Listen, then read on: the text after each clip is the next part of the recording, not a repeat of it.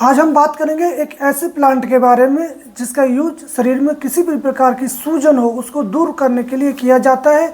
जो महंगे से महंगी औषधियाँ जैसे कि सुर्णभस्म या वचनाक पुनर्नवा आदि जो वनस्पतियाँ हैं वो सूजन को या उसको दूर करने के लिए इतना काम नहीं करती। जो इस वनस्पति के द्वारा आप शरीर की किसी भी प्रकार की सूजन हो, सड़ा गला, फोड़ा हो, जहाँ तक कि कैंसर तक के जख्मों पर इस वनस्पति का यूज किया जाता है। तो ये कौन सी वनस्पति है, इसको आप कैसे पहचान सकते हैं, इसमें कौन से गुणधर्म है, इसकी उपयोग विधि क्या है, ये सारी जानकारी इस वीडियो में हम आपको बताने वाले हैं। तो आप हमारे साथ अंत तक बने रहें और इस जानकारी को अपने दोस्तों और मित्रों को जरूर शेयर करें। तो स्टार्ट करते हैं आज की महत्वपूर्ण जानकारी। तो दोस्तों, जिस प्लांट की मैं बात कर रहा था या जिस पौधे की बात कर रहा था, ये पौधा निरकुंडी का है और ये आपके घर के अगल बगल या जो पानी वाली जगहें हैं जैसे कि नहर है, तालाब है या जो नालियां हैं उनके किनारे ये आसानी से उगाता है। और इसके पौधे भी लगाए जाते हैं, इसकी कलम भी लगाई जाती है और ये देखने में कुछ इस प्रकार दिखेगा। इसकी जो लंबाई है 7 से 10 फुट तक की हो सकती है। इसमें से शाखा प्रशाखाओं में पतली पतली सी टहनियाँ निकलती हैं जो थोड़ी सी फीकी सफ़ेद या भस्मी रंग की दिखती हैं। और इनकी जो टहनियाँ हैं ये लचकदार और मुलायम होती हैं, ये झट से टूट जाती हैं। और इन टहनियों के ऊपर जो है पत्ते 3 पत्र में या 5 पत्तों में गुच्छों के साथ आते हैं और इसमें फूल नीले रंग के या सफ़ेद रंग के, काले रंग के आते हैं। कई प्रजातियों की होती हैं। और इस निरकुंडी का जो औषधि रूप से जो उपयोग में लाने वाली सबसे जो प्रजाति की जो वो निरकुंडी होती है वो इस प्रकार की होती है, कांटे वाली, जिसमें ये दरारें जैसे जो पत्तों के कांटे होते हैं। ये औषधि दृष्टि से सबसे अच्छी मानी जाती है। वैसे तो इसमें सादा पत्ते वाली भी एक निरकुंडी होती है, उसके औषधि दृष्टि से कम उपयोग किया जाता है। अगर आपको ये वाली निरकुंडी ना मिले तो आप जो सादा पत्ते वाली है उसका भी यूज कर सकते हैं। तो इस प्रकार आप इस निरकुंडी को पहचान सकते हैं। तो इस निरकुंडी को भी क्षेत्रीय भाषाओं में अलग अलग नामों से जानते हैं, जैसे कि इसको संस्कृत में इंद्राणी, नीलपुष्पा, नील निरकुंडी, निरकुंडी, सोमबला, सुरमा, और हिंदी में इसको निगोरी, संबला, सिंधुवार, बंगाली में निरगुंडी, लिपमा, संबला, बम्बई में इसको निरगुंडवा, कफ्त्री। बॉटिकल नाम विटेक्स निर्गंडो है। तो इस प्रकार इसको क्षेत्रीय भाषाओं में अलग अलग नामों से जाना जाता है। अब इसके गुणधर्म की बात करें तो आयुर्वेदिक मतानुसार ये वनस्पति कड़वी, तीखी, हल्की, गरम, दीपन, दर्द को दूर करने वाली, कुष्ठघन, जख्म को शुद्ध करने वाली और जख्म को भरने वाली होती है। ये शरीर से कफ को निकालने वाली होती है, बुखार का ये नाश करने वाली होती है और ये जो है खांसी को दूर करती है, टीबी को दूर करती है, मूत्रलय पेशाब की मात्रा को ये बढ़ा देती है और कृमि नाशक भी है। शरीर में किसी भी प्रकार के अड़ा सड़ा जख्म हो या पेट के कृमि हो उनको भी ये नष्ट करती है। और साथ में ये मज्जा तंतु जिसको नर्वस सिस्टम कहते हैं, नर्व सेल्स को भी ये ताकत देने वाली होती है। साथ में ये रसायन और बलकारक औषधि मानी जाती है।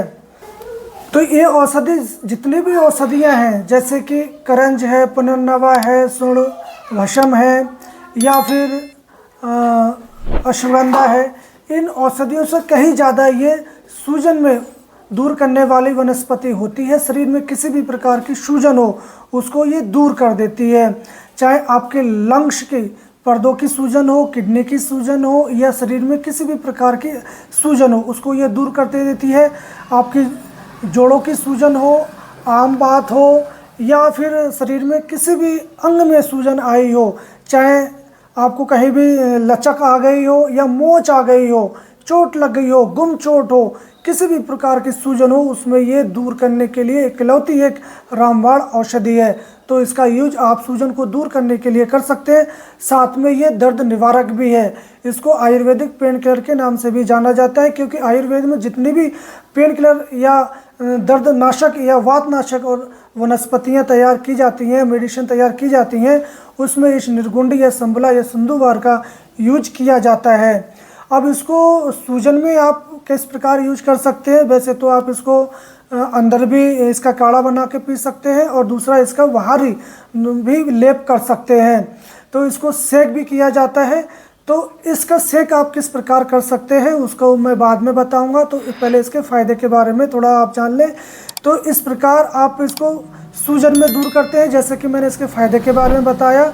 ये कुष्ठ घनवी है, शरीर में किसी भी प्रकार का कुष्ठ है, जैसे कि स्किन प्रॉब्लम है या खाज है, खुजली है, एक्जिमा है, तो आप क्या करें कि इसके तेल बाज़ार में मिलता है, वैसे आप तो इसका तेल घर पे भी सिद्ध कर सकते हैं।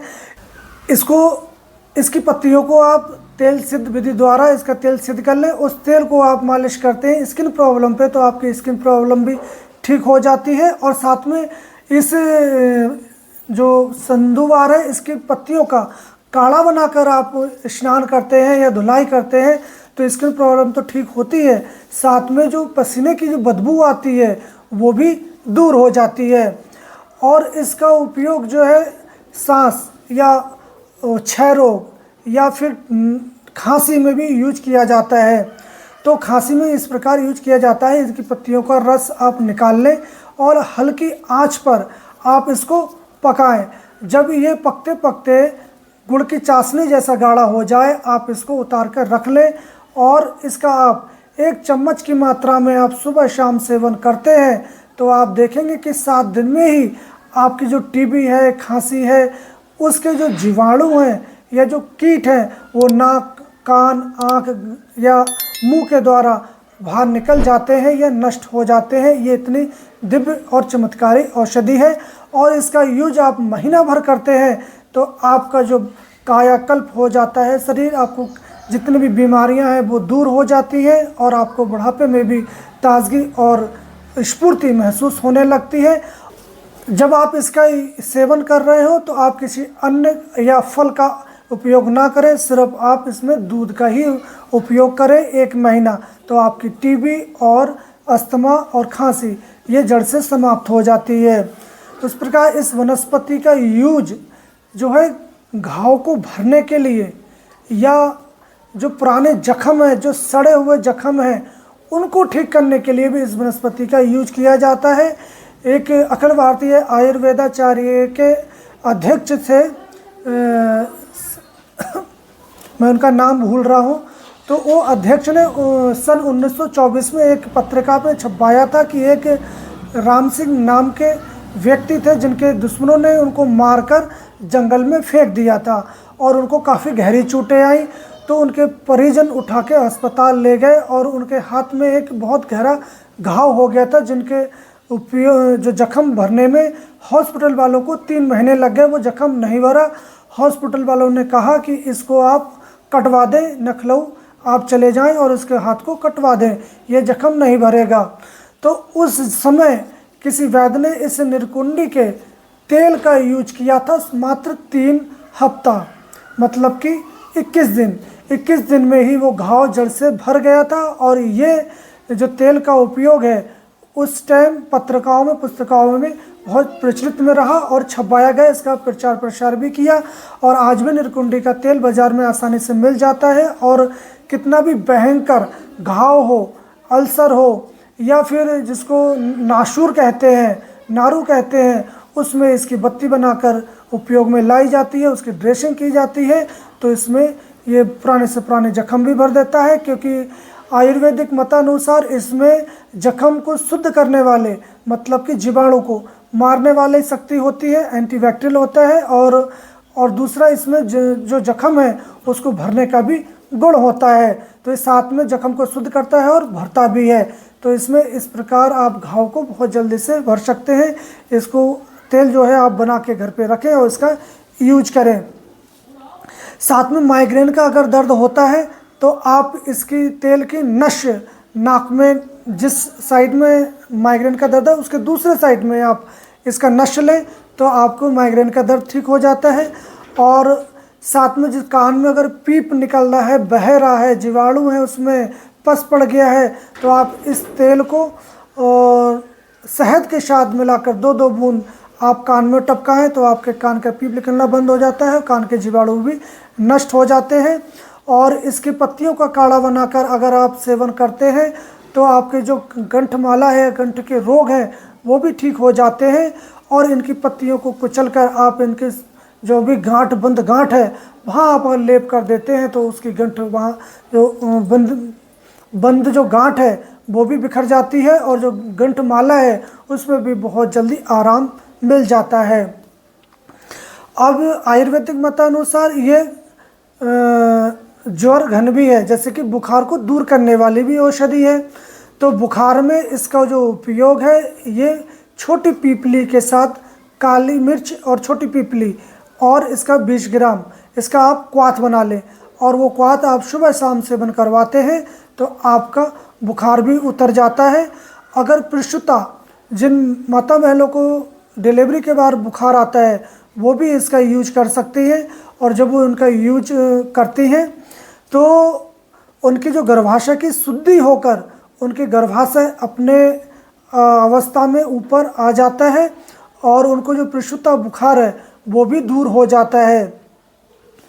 इस प्रकार इस वनस्पति का यूज किया जाता है और बुखार में आप इसकी जड़ को उखाड़कर अगर हाथ में बांध देते हैं तो बुखार भी उतर जाता है। साथ में छोटे बच्चों को इसकी जड़ को उखाड़कर आप हाथ में बांध देते हैं तो उनके दांत भी बहुत जल्दी से निकल आते हैं।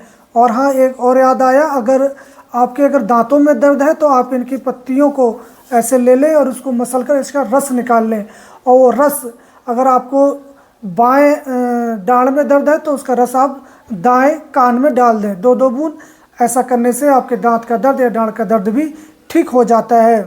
ये वनस्पति वायु समक भी है। अगर आपके स्टोमक में कहीं भी वायु रुक जाती है, इसको वायु गोला का दर्द भी कहते हैं, ऐसे में आप इसकी पत्तियों को ले लें 20 ग्राम की मात्रा में और 1 लीटर पानी में खौलाएं। 1/4 जब रह जाए इसका काढ़ा बनाकर आप इसमें अजवाइन और भृंगराज डालकर आप सेवन करते हैं तो आपके वायु गोला का दर्द भी समाप्त हो जाता है। ये पाचन कर को जो पाचन क्रिया है उसको भी दुरुस्त रखता है।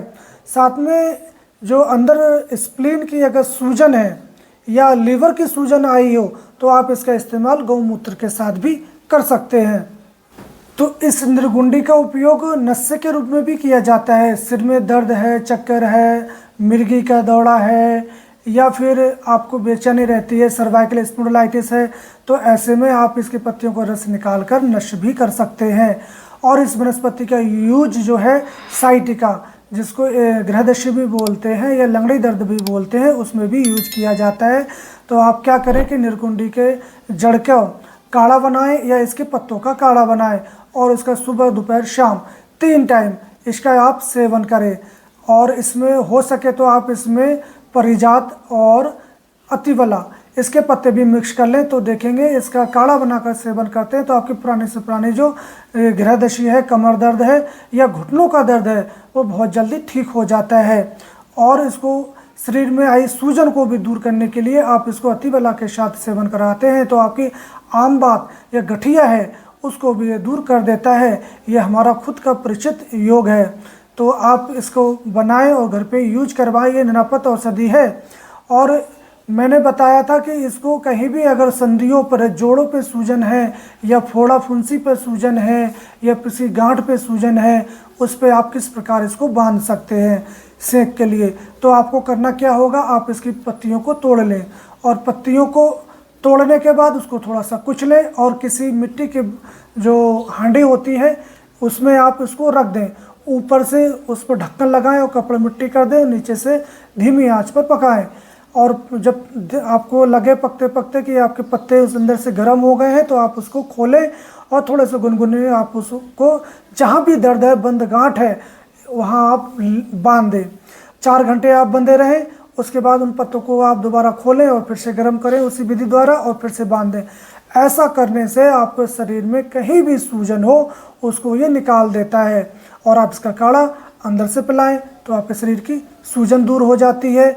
और दोस्तों, इसका उपयोग जो है बीपी शुगर में भी किया जाता है, क्योंकि इस वनस्पति में मूत्र पेशाब की मात्रा बढ़ाने की भी पावर होती है। तो जब आपको पेशाब खुल के आएगा, शरीर की सूजन भी कम होगी और साथ में जो बीपी जो बढ़ रहा था आपका बीपी भी कम हो जाता है।